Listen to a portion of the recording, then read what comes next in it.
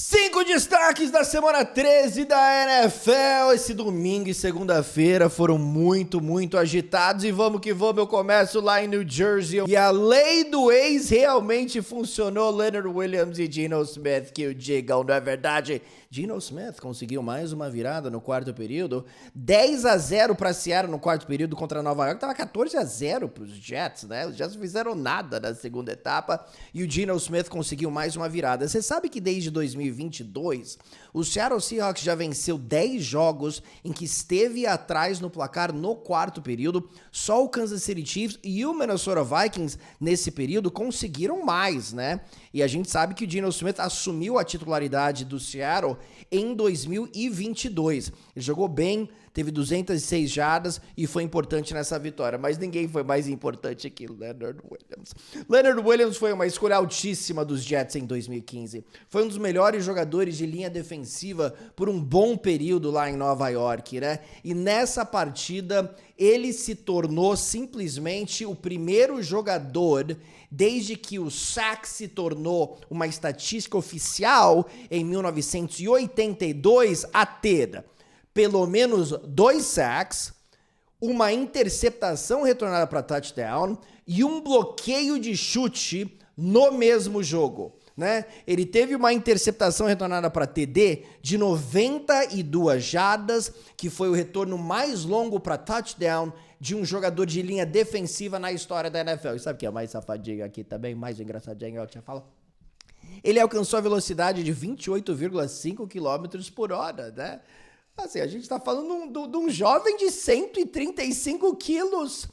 28,5 km por hora foi a velocidade mais rápida de um jogador aí de linha defensiva desde 2022, quando Jonathan Greenard alcançou a velocidade de 30,24 km por hora numa jogada. Então, grande vitória, Geno Smith voltando para Nova York, vencendo, e vai de mal a pior para Nova York, né? Sempre tem alguma coisa negativa acontecendo lá. Os Jets foram favoritos em 9 de 12 jogos nessa temporada. E eles perderam 9 de 12 jogos nessa temporada. A gente nunca viu um time sendo favorito tantas vezes nos 12 primeiros jogos, isso desde 1966, e ter tantas derrotas. Favorito em 9 de 12, derrotas em 9 de 12. Uma coisa simplesmente impressionante. O safadinho do Seattle Seahawks está em primeiro lugar na divisão oeste da NFC, jogando bem, é o time mais quente da divisão. Que reviravolta, né? Um time começou 3-0, depois começou a perder tudo e agora tem duas vitórias aqui consecutivas, né? O Seattle, 3 vitórias consecutivas, perdão, porque venceu os 49ers, venceu o Arizona e agora o New York Jets. 3 vitórias, começou 3-0, perdeu 5-6 e agora 3 vitórias seguidas. Hello, Seattle.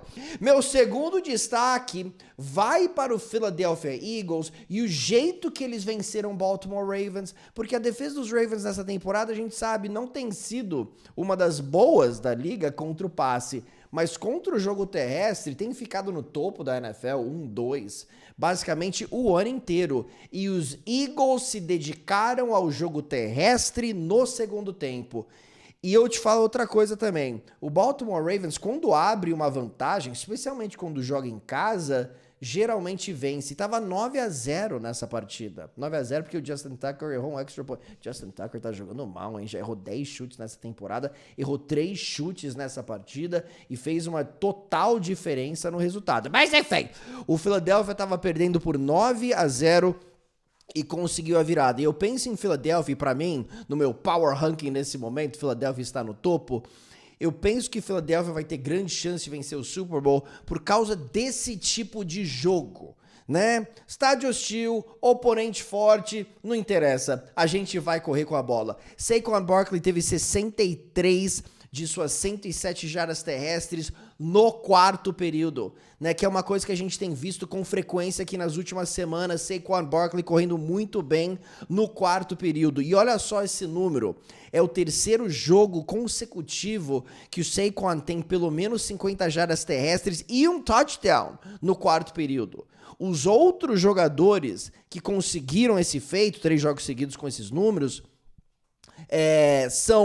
Foram Terrell Davis em 1998, ele venceu o prêmio de MVP naquela temporada com os Broncos, e o Barry Sanders em 91. Sanders venceu o prêmio de MVP também nos anos 90, não em 91, mas ele venceu nos anos 90, lá em 1997. Né, não é verdade? Enfim, grande vitória dos Eagles. E para Baltimore, eu fico um pouquinho preocupado porque a gente já viu filmes parecidos no passado, especialmente nos playoffs.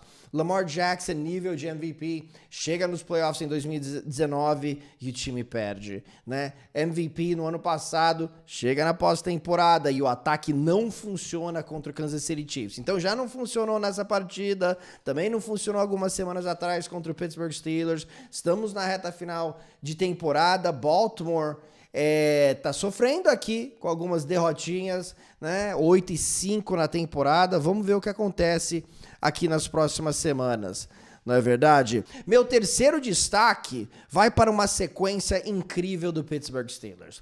20 temporadas consecutivas com mais vitórias, ou com aproveitamento de pelo menos 50% numa temporada. Foi a 9ª vitória dos Steelers aqui contra o Cincinnati Bengals. Então, os Steelers são uma de 8 franquias a conseguirem uma sequência de 20 temporadas com aproveitamento de pelo menos 50%. Os Yankees, nesse momento, têm uma sequência de 32 jogos, de 32 temporadas seguidas com aproveitamento de pelo menos 50%. Essa sequência começou em 1993. Tiro o chapéu para essa franquia que realmente é espetacular. E eu queria falar um pouquinho dessa vitória também, porque sim, os Steelers foram lá, conseguiram mais do que 500 jardas, foi sensacional. Russell Wilson mais do que 400 jardas, mas a defesa cedeu muitos pontos. Cedeu 31 pontos, né? Já que teve uma interceptação retornada para touchdown aí do Cameron Taylor-Britt. Mas o time venceu, né? Então a gente sempre torce, né, torcedor dos Steelers, para ver aqueles jogos cedendo 16 pontos, 17 pontos, porque a defesa é muito boa, mas de vez em quando você vai ter que vencer esse tipo de jogo. E para vencer a divisão, você tem que vencer esse tipo de jogo e tem que vencer jogos dentro da sua divisão fora de casa. Semana passada perdeu para Cleveland, deu a volta por cima nessa partida, e eu acho que isso daí mostra bastante caráter, né? E para Cincinnati, cara, é a 6ª vez que o Joe Burrow tem um jogo de pelo menos 3 touchdowns. Ele perdeu 5 dessas partidas, né? Que desperdício que tem sido essa temporada. O Ja'Marr Chase anotou um touchdown, ele tem 13 touchdowns recebidos nessa temporada, é a melhor marca da liga, e mesmo assim o Cincinnati Bengals perdeu. Então, grande trabalho dos Steelers, que chegaram na partida como zebras, né? A gente tava falando do New York Jets, que sempre chega como favorito e perde. Que tal os Steelers, que chegaram como zebras pela 5ª vez nessa temporada e venceram pela 5ª vez nesses jogos? Impressionante, os Steelers venceram os últimos 7 jogos em que foram zebras, isso inclui, obviamente, 2 jogos do ano passado. O meu quarto destaque vai para o Buffalo Bills, que venceu o São Francisco 49ers e garantiu o título da divisão pela 5ª vez nos últimos 5 anos, né? 5 títulos consecutivos. Mas o que chama a atenção é que os Bills já garantiram a divisão com ainda 5 jogos restando aí no calendário. Isso daí é realmente impressionante. É o 4º time desde 2002 a vencer a divisão com pelo menos 5 jogos ainda no calendário, né? Os Colts conseguiram em 2009, os Patriots em 2007 e os Eagles em 2004. Essas 3 equipes foram para o Super Bowl. Os Bills estão tentando ir para o Super Bowl pela primeira vez desde 1993, né? E sim, os Bills correram com a bola, protegeram muito bem o seu quarterback, a linha ofensiva tá jogando bem demais, fizeram absolutamente tudo, né? Lá na neve, foi uma coisa maravilhosa, mas posso só destacar uma jogada do Josh Allen aqui, por favor? Josh Allen, que é favorito ao prêmio de MVP no 3º período, ele tá tão bem nessa temporada que ele tem touchdowns recebidos sem ter uma recepção na jogada. Aconteceu no 3º período, ele lança a bola pro Amari Cooper, que aí faz o lateral de volta pro Josh Allen e ele acaba anotando o touchdown. Cooper é acreditado com a recepção, Allen é acreditado com uma recepção que virou touchdown. Então é um touchdown recebido. O que fez o Josh Allen se tornar o primeiro jogador, o primeiro quarterback da história da NFL a ter um passe para TD, um touchdown recebido e um touchdown terrestre no mesmo jogo. Tá tudo dando certo para a equipe do Buffalo Bills, que tá 6-0 nessa temporada. É a melhor marca da franquia em casa desde 1991, quando o time começou 7-0. Os Bills também foram para o Super Bowl na temporada de 1991. Para mim, esse time tá muito, muito posicionado para realmente ameaçar nos playoffs nessa temporada, né? Mas essa jogada no terceiro período foi impressionante. Foi a primeira vez desde 2017, né? Temporada de 2017, quando o Marcus Mariota, num jogo contra os Chiefs, também lançou a bola foi desviada, voltou para ele, agarrou e foi para a endzone. Primeira vez que uma jogada parecida acontece, né? Que um quarterback tem um passe e uma recepção para touchdown na mesma jogada. Sensacional.